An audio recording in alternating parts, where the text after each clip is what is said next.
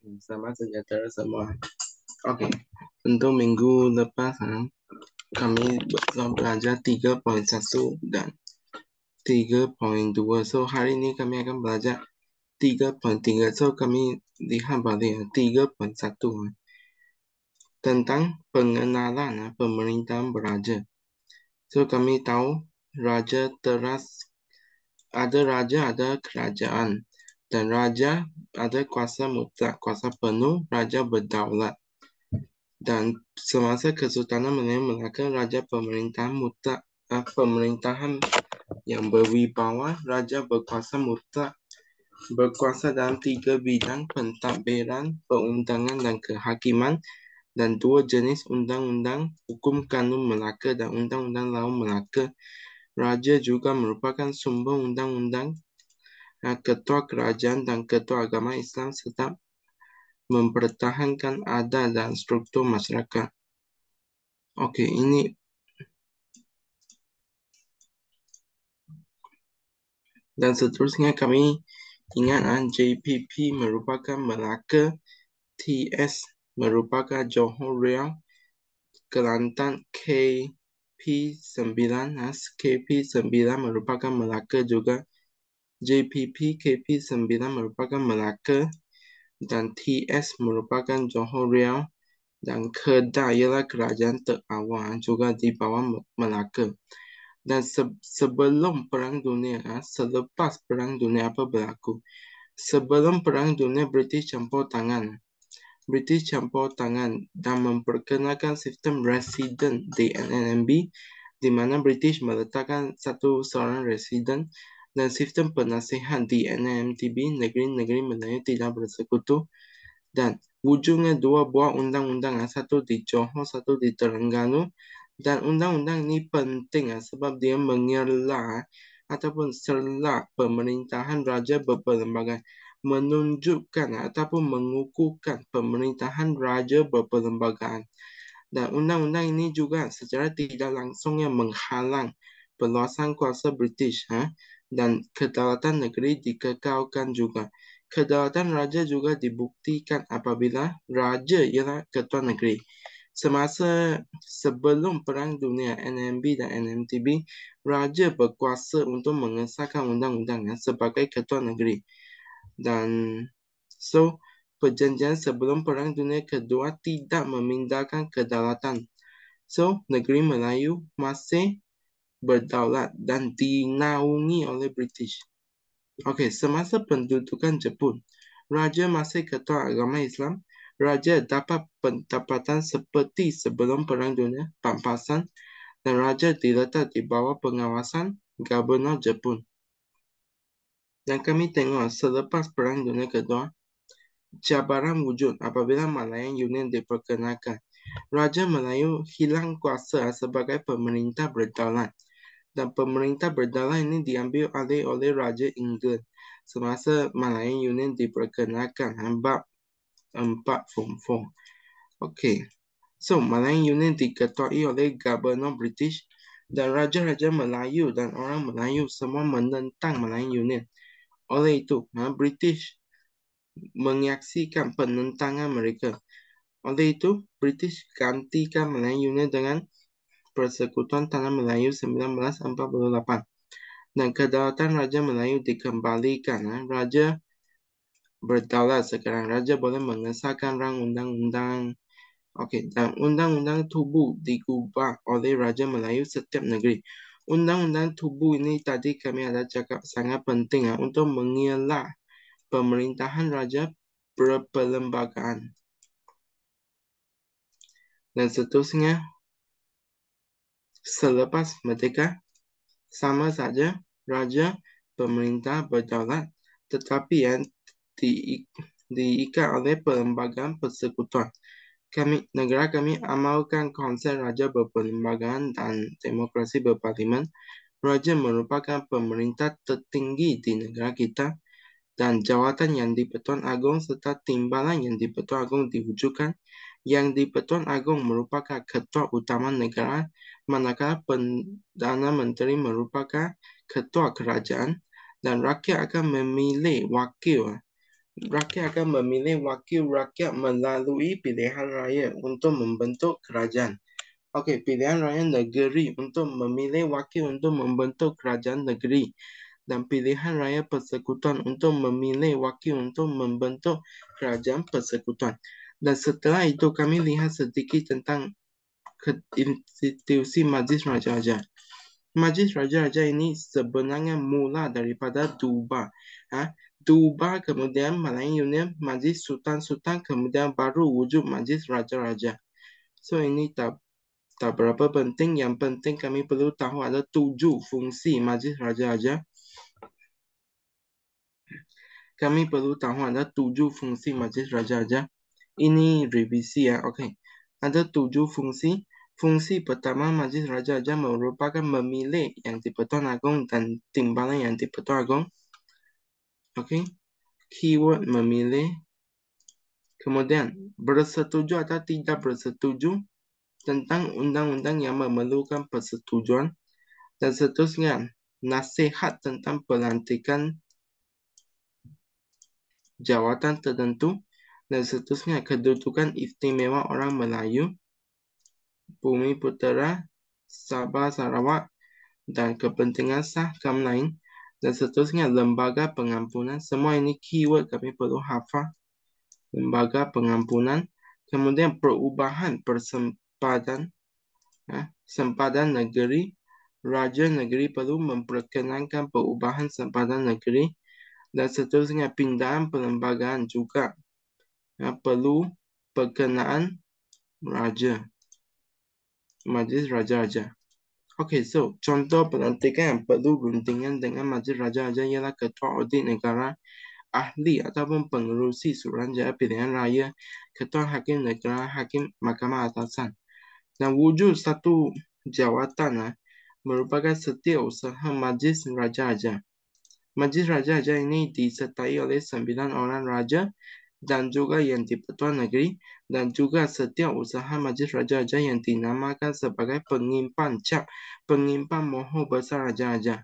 Penyimpan mohon besar Raja-Raja menyimpan mohon besar Raja-Raja.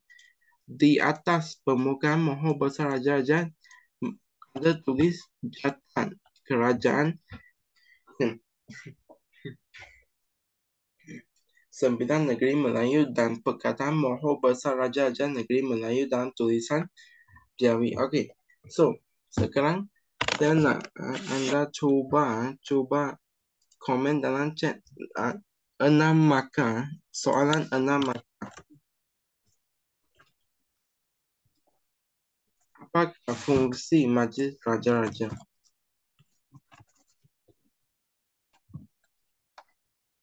Lima minit cuba komen soalan 6 markah. Dan saya akan tengok jawapan anda. Okey, thank you. 6 markah. Ada 7 poin, ada 6 markah.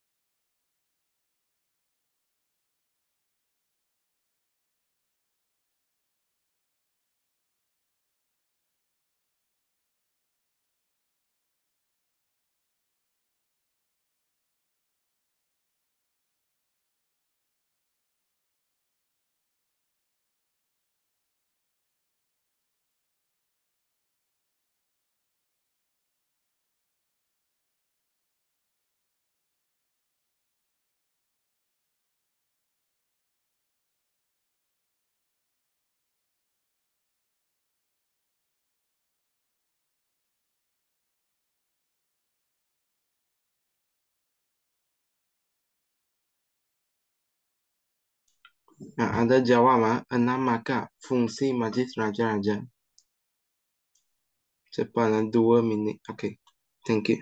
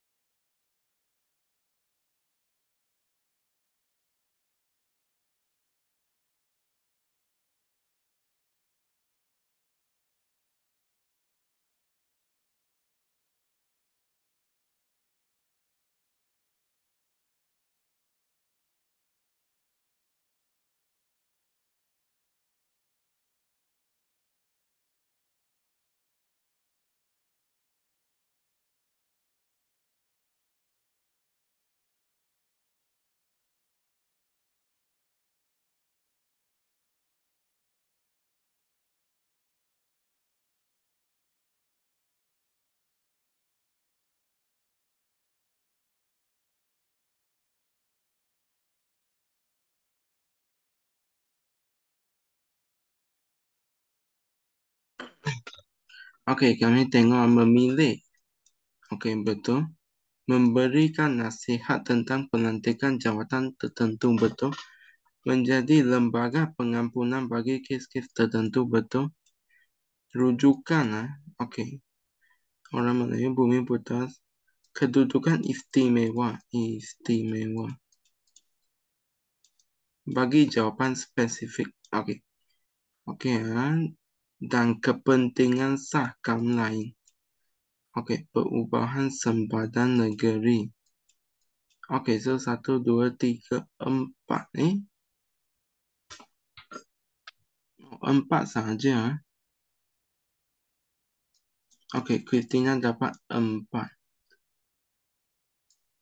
Sebab kedudukan itu tak spesifik. Mungkin tak dapat. Mungkin. Kami tengok jawapan Hafiz. Tapi poin dia betul. Oke, kami tengok jawapan Hafiz. Oke, baik. Baik. Perubahan persempadanan negeri. Oke, pengampunan. Perubahan dasar bukan. Boleh juga. Oke, di sini kalau saya tanya 8 maka. 8 maka susah sebab dalam buku teks ada 7 saja. So, satu kami tak memilih, kemudian pindah pelembagaan. Lagi satu bersetuju atau tidak bersetuju dengan undang-undang. Dan macam mana dapat 8 maka? Kalau 8 maka kami boleh tambah di sini ya. Memberikan nasihat terhadap pelantikan jawatan tertentu. Kami tulis contohnya jawatan bagi 3, so kami boleh dapat 8 maka. 8 maka kalau soalan tanya 8 maka. Okay, so thank you for answering. Okay. Kami akan teruskan.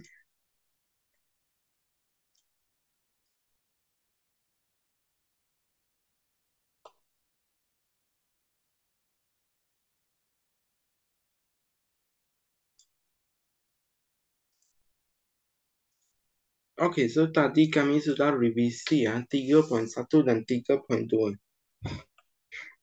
Sekarang kami nak lihat 3.3.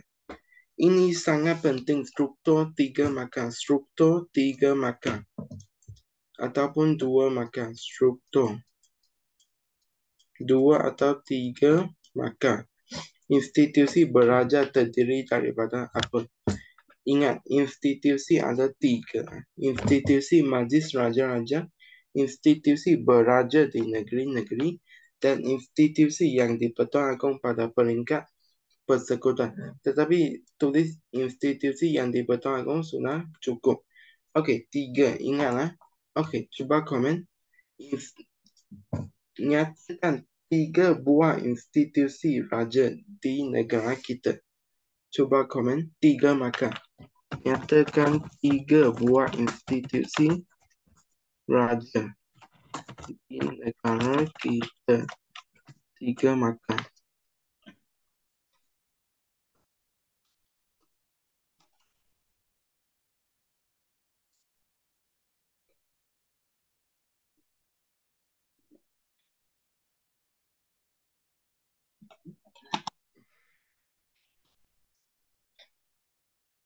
Cuba nyatakan 3 institusi raja di negara kita.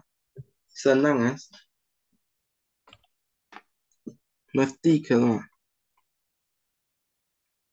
Bukan mesti, tetapi high chance. Boleh cuba komen. Thank you. Institusi majlis raja-raja, institusi beraja di negeri-negeri. Okey, betul, Christina, betul. Okey, kami teruskan.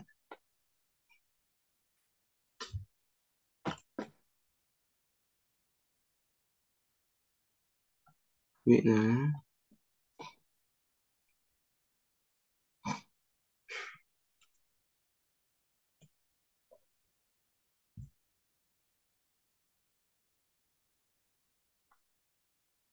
Okey, dan seterusnya kami minggu lepas sudah cakap. Minggu lepas sudah cakap. Nanti ya.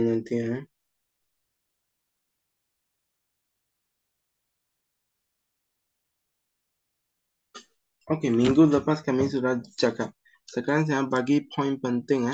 Okey, yang di Pertuan Agong termaktub dalam perkara 32 Perlembagaan Persekutuan, yang di Pertuan Agong merupakan ketua utama negara, Perdana Menteri merupakan ketua kerajaan, dan tidak boleh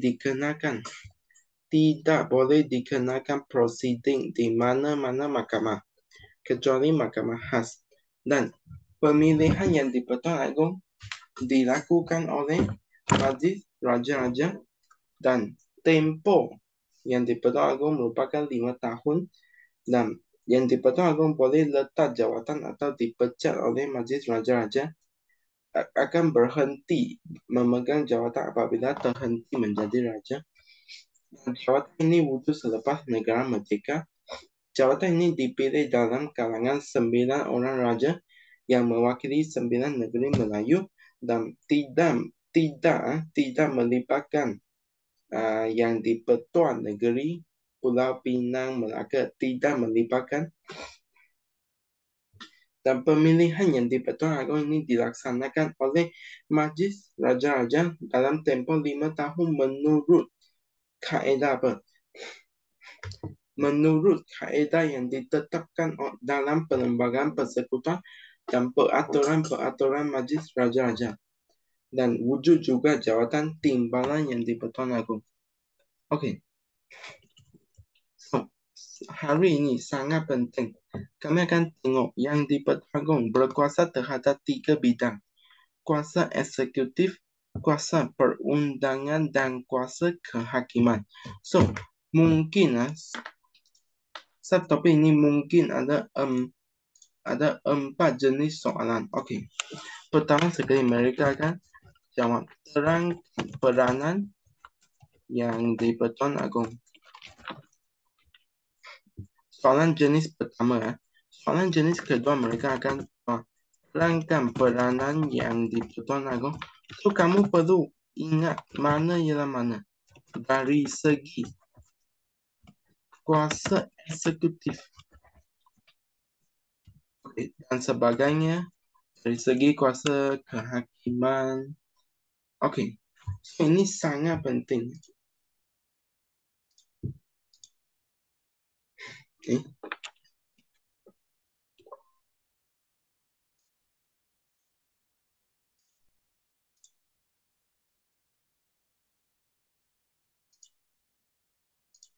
So kami tahu ada 4 jenis soalan. Okey, 4 jenis soalan tadi saya dah jawab. Satu mungkin dia tanya terangkan peranan yang diperlukan. Berapa markah saya tidak confirm. 4 hingga ke 8. Soalan soal ataupun esei 4 hingga 8 markah. Ada 4 jenis soalan. Terangkan peranan yang diperlukan. Kemudian mereka mungkin akan cakap terangkan bidang masa yang diperlukan dari segi eksekutif. Dan mungkin juga mereka jawab terangkan peranan yang diperlukan dari segi kuasa kehakiman baginda. Dan mungkin juga mereka jawab terangkan peranan yang diperlukan dari segi kuasa perundangan baginda. Okey. Ini sangat penting. Kenapa ini sangat penting? Sebab ini membolehkan kami tidak hanya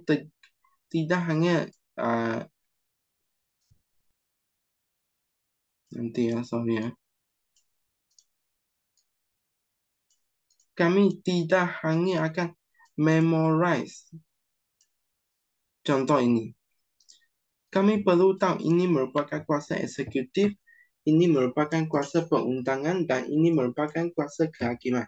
Kami tidak boleh terus ingat 8 poin daripada semua poin ini. Kami perlu ingat at least, saya nasihat at least 6 poin dari setiap kuasa. At least 6 poin dari setiap kuasa. So, kalau mereka tanya spesifik, biasanya kalau tanya spesifik dari segi kuasa apa, mungkin mereka hanya akan minta 6 markah, bukan 8 markah. Kalau tanya keseluruh merupakan 8 markah biasanya. Okey. Untuk tahu corak soalan ini boleh rujuk trial paper setiap negeri. Okey, dan okey, so macam ni ada 3 jenis kuasa. Okey, saya start.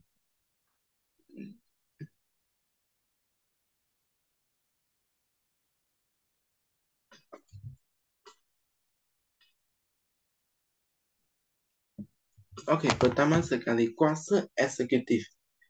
Untuk ingat ikut kuasa, kami perlu tahu maksud eksekutif. Eksekutif dalam perkataan lain, kami boleh cakap apa? Pentadbiran.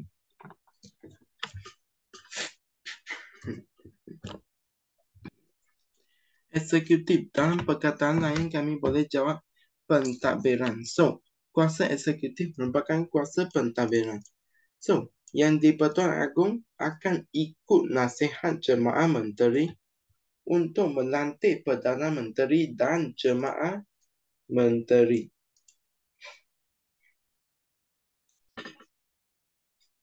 Okay. Nanti poin ini keliru. Pertama sekali, kuasa eksekutif. Yang di-Pertuan Agong boleh melantik Perdana Menteri. Pertama sekali, boleh melantik Perdana Menteri. Kemudian juga boleh melantik Jemaah Menteri dengan nasihat Perdana Menteri. Dan seterusnya juga boleh melantik jawatan penting seperti Majlis Raja-Raja tadi.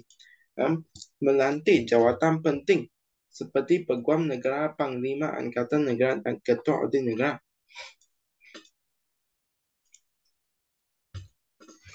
So, sudah 3 poin. Pertama sekali, melantik Perdana Menteri, kemudian melantik Jemaah Menteri, kemudian melantik jawatan penting.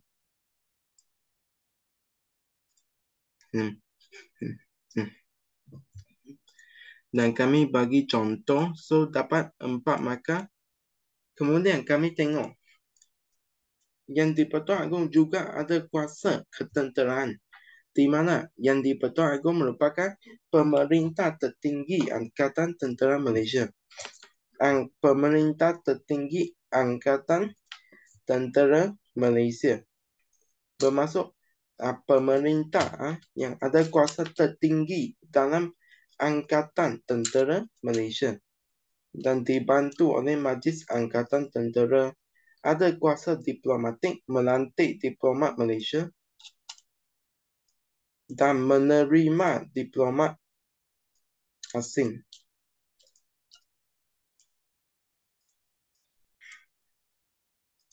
Okey, saya repeat. Satu kuasa kami perlu tahu 6 markah. So, pertama sekali kuasa eksekutif, dalam perkataan lain kuasa pentadbiran.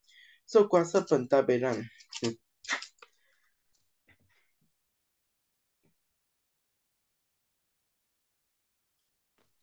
Kuasa pentadbiran kami tahu. Kuasa pentadbiran pertama melantik Perdana Menteri. Kemudian melantik Jemaah Menteri. Kemudian melantik jawatan penting. Kami bagi contoh Peguam Negara, Ketua Audit Negara. Kemudian kami tengok yang di-Pertuan Agong ialah pemerintah tertinggi Angkatan Tentera Malaysia. Dan baginda boleh melantik diplomat Malaysia ke luar negara, melantik diplomat Malaysia dan juga menerima diplomat asing. Diplomat Malaysia ke negara asing dan diplomat asing ke negara kita diterima oleh yang di-Pertuan Agong. Okey, ini merupakan kuasa eksekutif. So, seterusnya kami tengok ada 2 jenis kuasa lagi. Satu kuasa perundangan, satu lagi kuasa kehakiman. So, untuk kuasa perundangan ni mudah saja. Undang-undang kami tahu, undang-undang ialah perlembagaan. So, poin-poin ini semua tentang perlembagaan.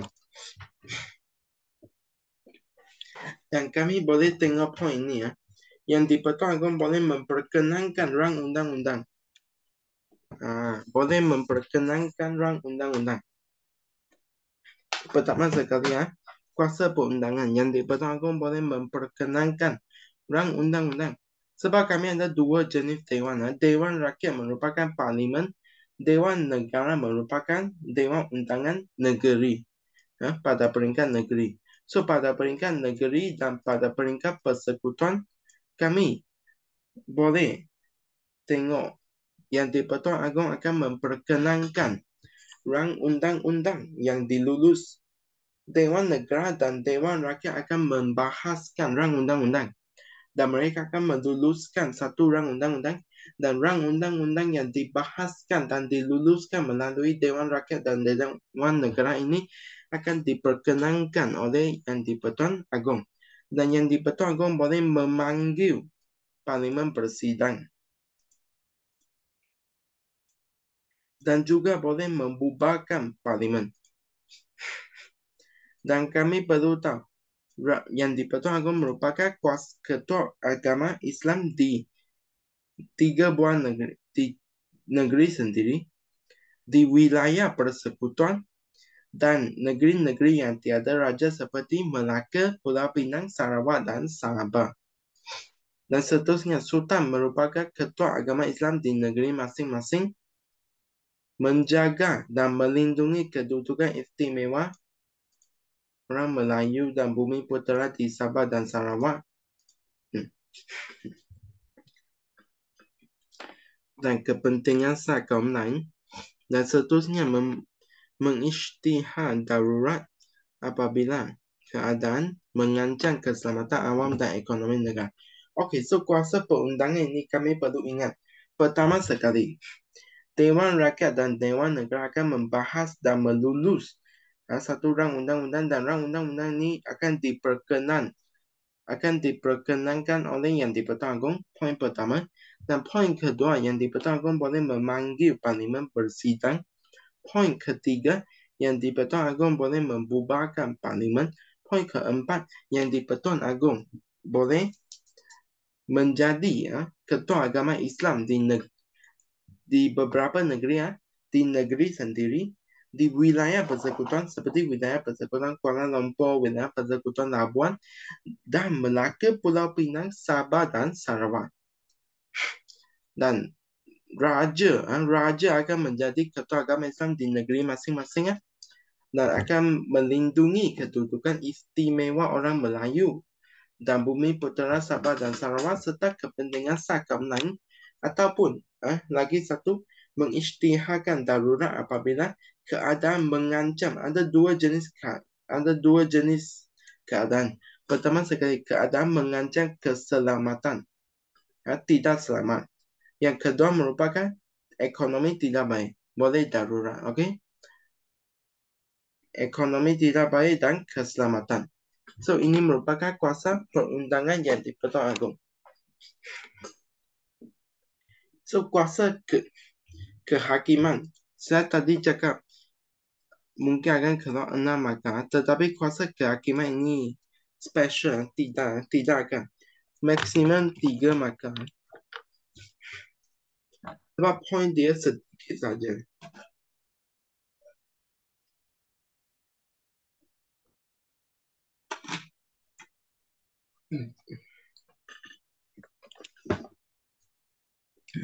Okey.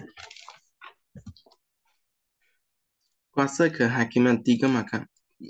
So, akan melantik hakim mahkamah atasan dengan nasihat Perdana Menteri. Penting yang di Pertuan Agong akan melantik hakim mahkamah atasan. Hakim mahkamah atasan merupakan seperti hakim mahkamah rayuan, okey? Dan hakim mahkamah persekutuan. Bukan mahkamah persekutuan, panggil Mahkamah Tinggi Malaya, Mahkamah Rayuan, dan juga Ketua Hakim Negara, dan juga Mahkamah Tinggi Sabah dan Sarawak. Dan seterusnya, Baginda juga bertindak atas nasihat lembaga pengampunan. Tadi kami cakap apa? Majlis Raja-Raja fungsi menjadi lembaga pengampunan. Okey, dan Baginda berkuasa mengampunkan, boleh mengampunkan ataupun menangguhkan ataupun meringankan hukuman yang dijatuhkan oleh mahkamah. Okey, so 3. Pertama sekali, melantik hakim mahkamah atasan. Siapa hakim mahkamah atasan? Hakim di Mahkamah Tinggi Malaya, hakim di Mahkamah Rayuan, hakim di Mahkamah Tinggi Sarawak dan Sabah, dan juga ketua hakim negara. Dan seterusnya, yang di Pertuan Agong juga boleh bertindak atas nasihat lembaga pengampunan untuk mengampun, menangguh ataupun meringankan hukuman yang dijatuhkan oleh mahkamah. Okey, so Zoom ini akan tamat dalam 1 minit. Saya akan buka Zoom link baru. Thank you. Tolong join guna Zoom link.